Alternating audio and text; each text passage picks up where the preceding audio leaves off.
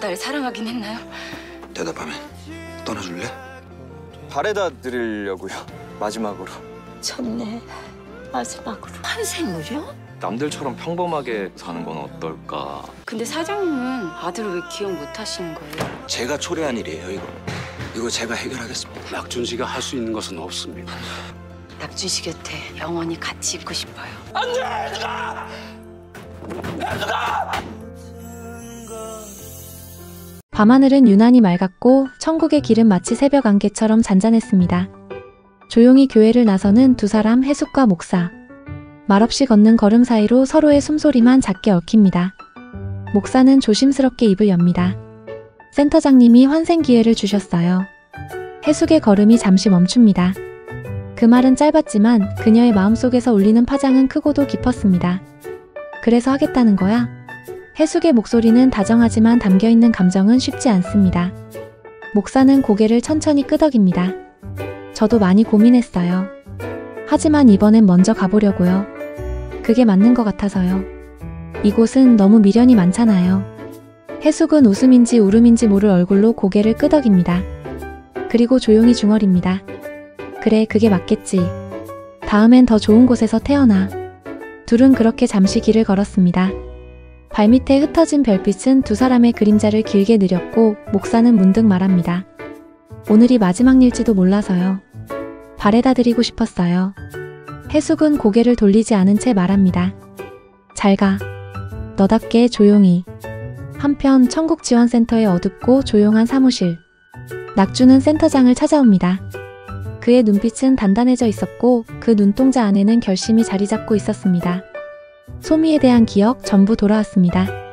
그 아이도 기억나요. 그리고 해숙이에 대해서도요. 센터장은 그의 말을 끝까지 듣고 조용히 책상 서랍을 엽니다. 그럼 이제 너도 선택해야겠지. 천국은 아무것도 해결해주지 않아. 다만 마주하게 만들 뿐이지. 낙주는 고개를 끄덕입니다. 그는 더 이상 외면할 수 없다는 걸 알고 있었습니다. 소미를 외면해도 해숙을 속여도 결국 다 돌아오는 감정들이라는 걸 알고 있었습니다. 그는 스스로에게 묻습니다. 나는 누구를 지켜야 할까? 그 시각 소미는 거울 앞에 앉아 있었습니다. 책상 위에는 아이가 그린 그림 한 장이 놓여 있었습니다. 아빠 고낙준, 엄마 이해숙이라고 적힌 글씨. 그녀는 한참 그 그림을 바라보다가 조용히 손끝으로 문질러 봅니다. 그림 속 사람들의 얼굴이 흐려지는 듯 했고 그녀의 감정도 그렇게 흘러내렸습니다. 왜 그 아이는 꿈속에서도 낯설지 않았을까? 본 적도 없는 아이인데 왜 자꾸 익숙하다는 느낌이 드는 걸까?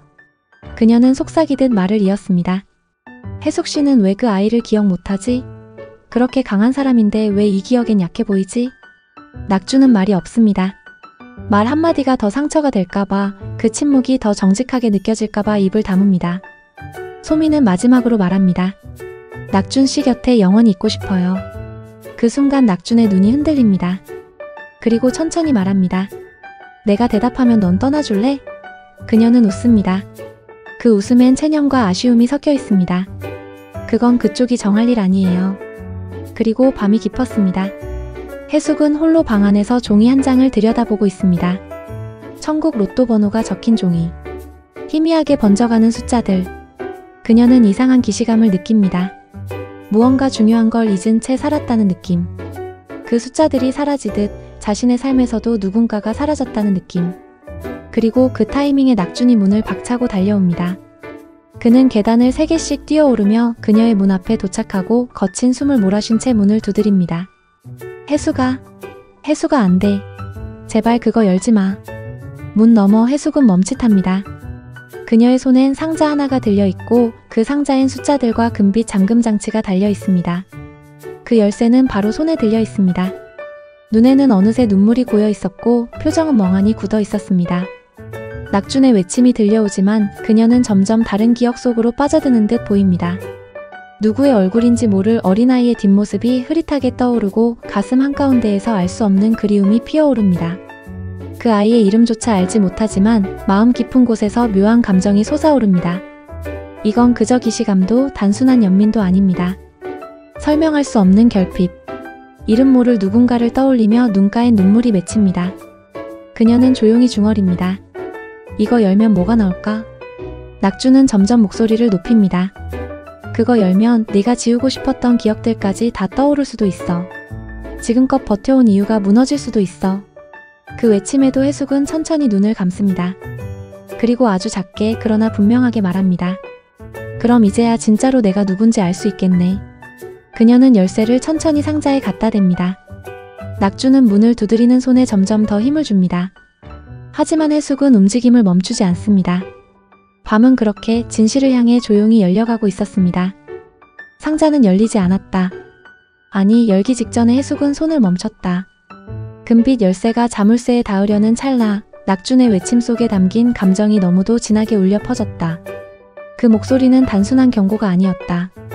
해숙을 붙잡으려는 간절함 그리고 두려움, 그것이 해숙의 손을 멈추게 만든 것이다. 그녀는 문 너머의 소리를 들으며 천천히 숨을 내쉰다. 왜 그렇게까지 말려? 내가 뭘 잃을까봐? 아니면 내가 뭘 알게 될까봐? 그녀의 손끝은 떨리고 있었고 그 떨림은 단지 낙준의 외침 때문만은 아니었다. 문득 그녀의 뇌리를 스친 건 아주 오래전 누군가의 작은 손이었다. 그 손은 차가운 바닥에 닿아 있었고 울음을 삼키며 엄마를 찾고 있었다. 하지만 해숙은 그 장면이 누구의 기억인지 확신할 수 없었다. 그녀는 분명 자신이 그런 아이를 두었던 기억은 없다고 믿고 있었으니까. 그러나 그 감정은 너무도 생생했고 진짜였다. 가슴 한복판이 저릿하게 아려왔다. 문 너머 낙주는 여전히 문을 두드리고 있다. 그의 이마에선 땀이 흐르고 눈빛은 흔들린다.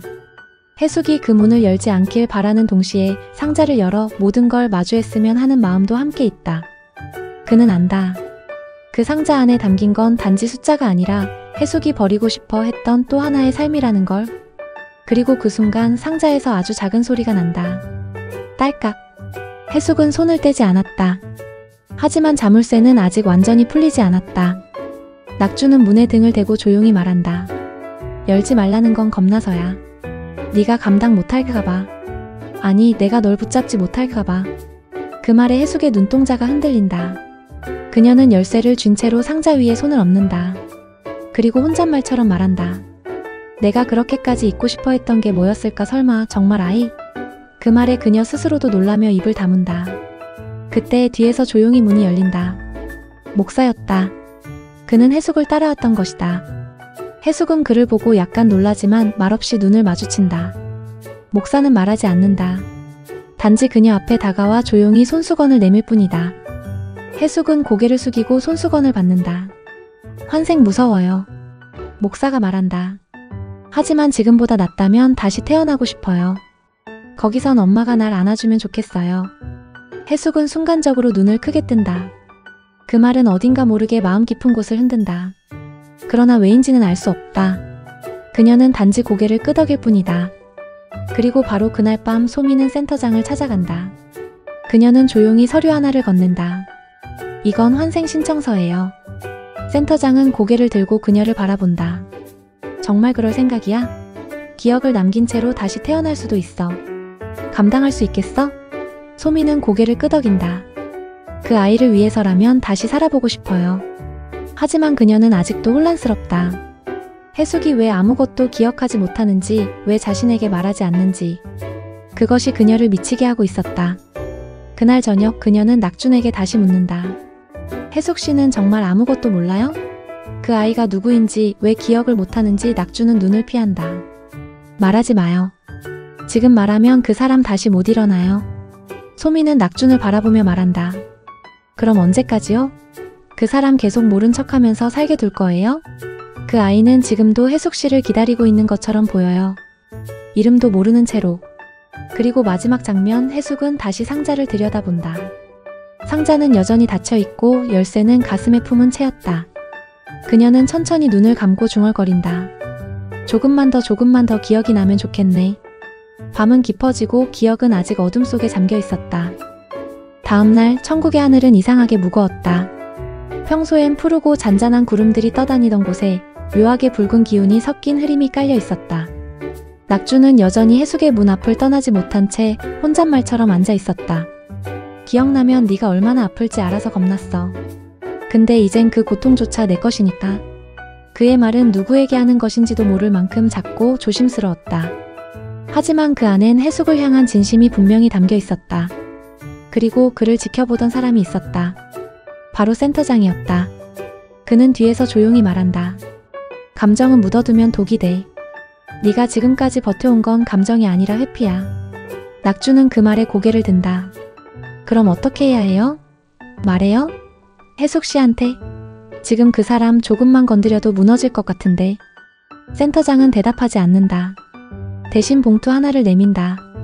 안에는 혜숙이 살아있을 때 남긴 마지막 편지가 들어있었다. 수신이는 적혀있지 않았다. 낙주는 조심스럽게 편지를 꺼낸다. 글씨는 엉성하고 마지막 부분엔 눈물 자국 같은 번짐이 있었다.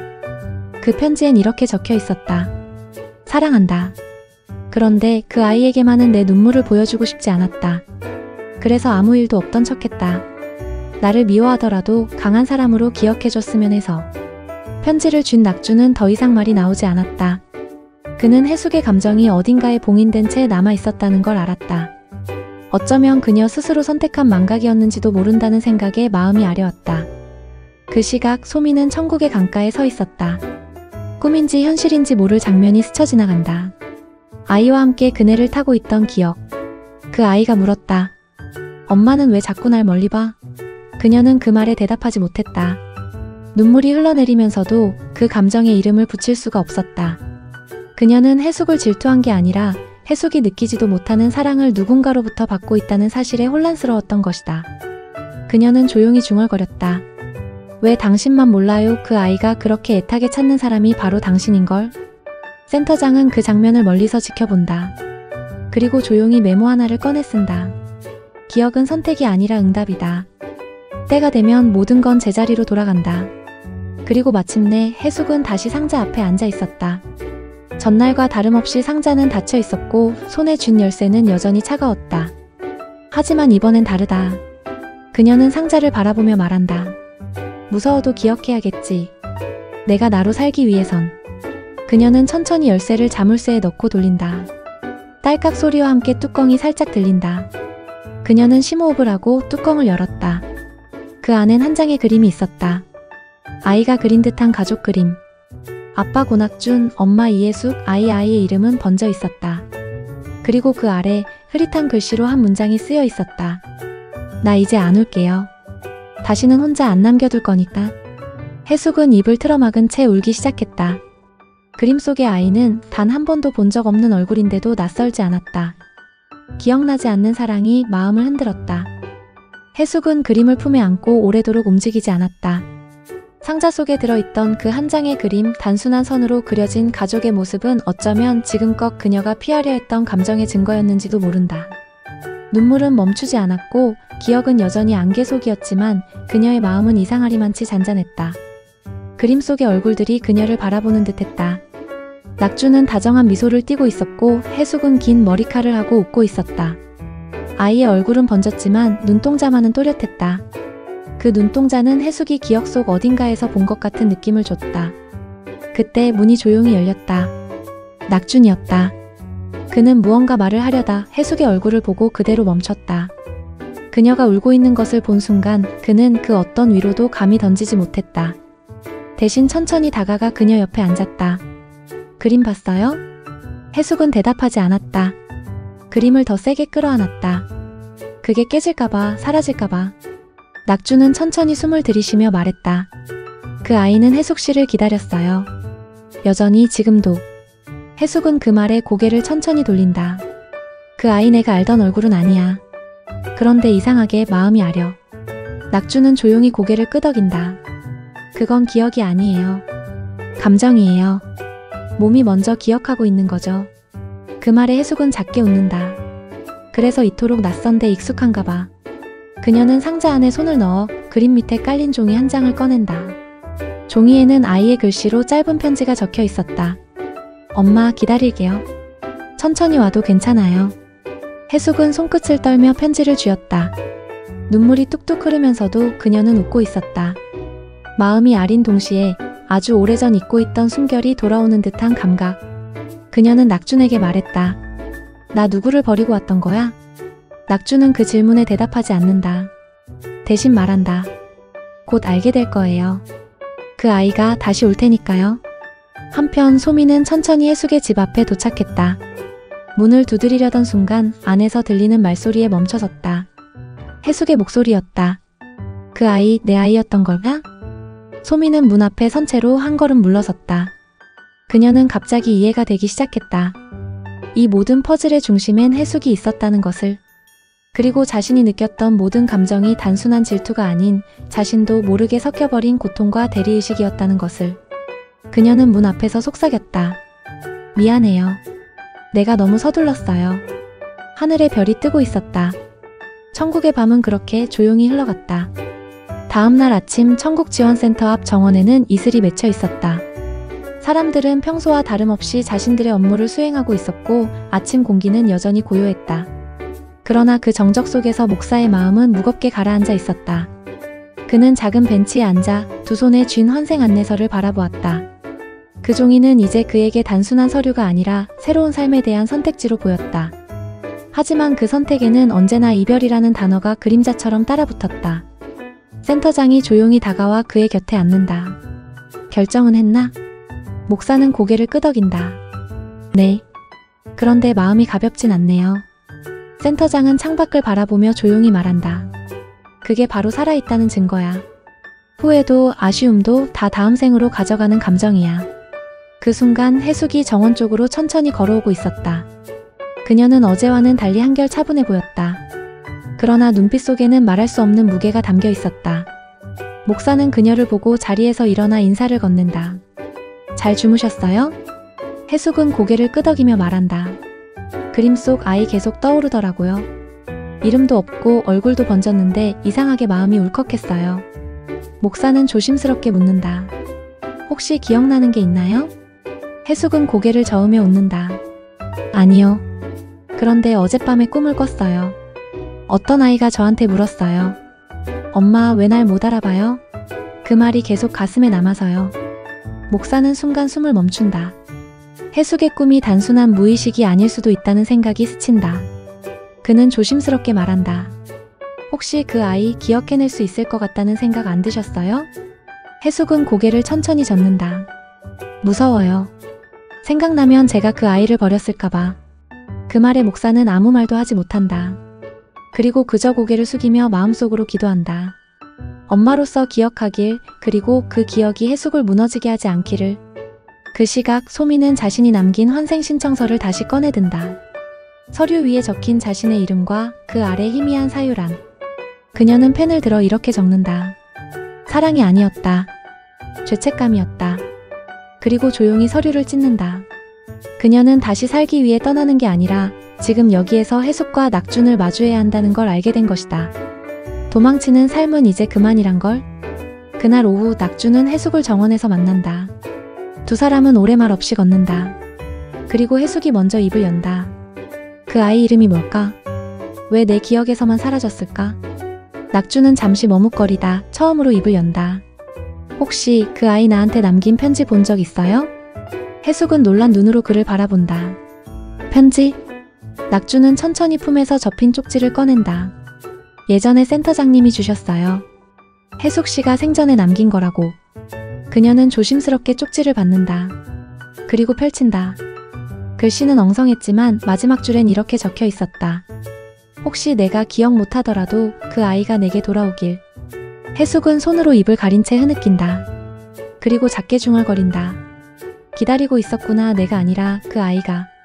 그 순간 문 밖에서 소미가 조용히 그 장면을 지켜보고 있었다. 그녀는 눈을 감고 조용히 미소 지으며 돌아선다. 천천히, 아주 천천히. 센터장은 해숙과 목사를 마주 앉히고 조용히 봉투 하나를 꺼냈다. 이건 너희 둘과 관련된 기록이야. 원래는 열 수 없게 봉인돼 있었지만 이제는 때가 됐다고 판단했어. 해숙은 불안한 눈빛으로 봉투를 바라보았고 목사는 손을 모은 채 입을 다물고 있었다. 센터장이 종이를 꺼내고 천천히 읽기 시작했다. 해숙. 본명 이해숙. 지상에서 사망한 날짜, 사망 당시 상태, 기억 소실. 유족 아들 1명. 사망 이전 5년간 아동방임, 정서적 분리 상태 지속. 순간 해숙은 숨이 멎는 듯했다. 아들? 목사의 눈동자가 떨렸다. 센터장은 고개를 끄덕였다. 네가 찾던 그 아이. 바로 내 아들이었어. 방 안의 공기가 멎었다. 목사는 입을 열 수 없었다. 해숙은 손으로 얼굴을 감싸며 작게 속삭였다. 왜 난 기억하지 못했던 거야? 센터장은 조용히 설명을 이어간다. 해숙 씨는 아들을 지키기 위해 모든 기억을 지우는 선택을 했어요. 죽기 직전까지도 아이를 위한 선택을 했죠. 스스로를 악인으로 남기면서도 아이가 자기를 잊게 만들려고 했습니다. 목사의 눈에 눈물이 맺혔다. 그는 천천히 자리에서 일어나 해숙 앞에 섰다. 그게 당신이었어요? 해숙은 아무 말도 하지 못했다. 그저 고개를 끄덕이며 흐느꼈다. 미안해. 정말 미안해. 목사는 그녀를 바라보다가 조용히 말했다. 어릴 땐 정말 미워했어요. 하지만 기다렸어요. 혹시 언젠가는 나를 다시 안아줄까봐. 해숙은 자리에서 일어나 목사를 끌어안았다. 두 사람은 말없이 오래도록 울었다. 그 순간 소미는 다시 문 앞에서 그 장면을 지켜보고 있었다.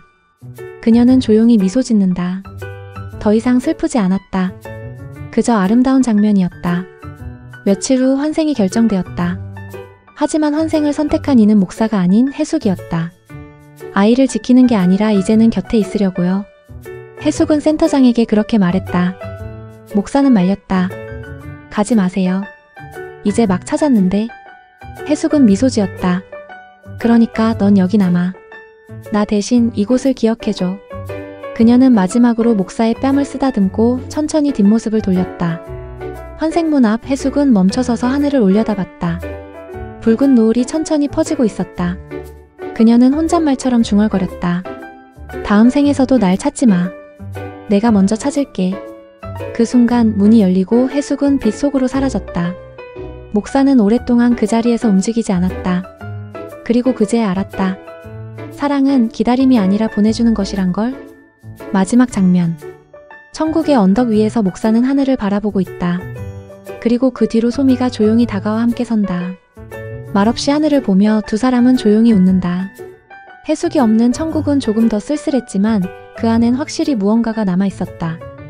용서, 기억, 그리고 사랑.